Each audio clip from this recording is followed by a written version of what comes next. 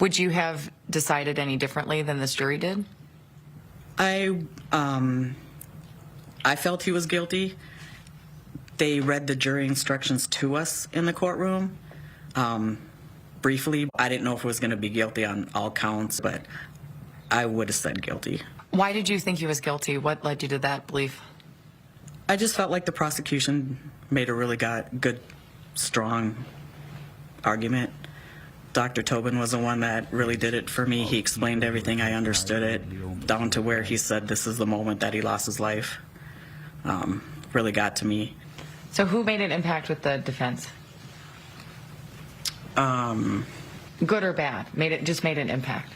I don't think they had a good impact. I think he overpromised in the beginning and didn't live up to what he said he was going to do. Or what were your first impressions of Derek Chauvin?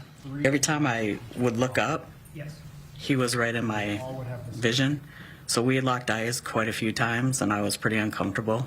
Was there anything about him when you started seeing the videos and the pictures that struck you about him?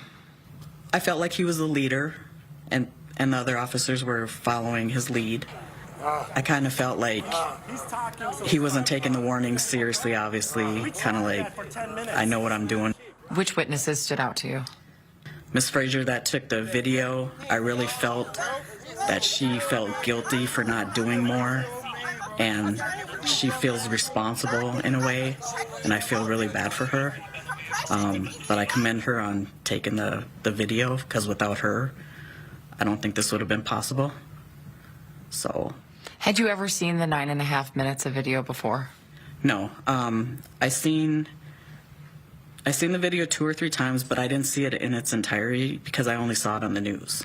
So what was it like to have to watch it over and over and over again in court? It was emotional. I think my eyes teared up a couple of times. So, especially seeing it from different angles and things. Do you feel like that's going to impact you for a while? I do. So. In what way?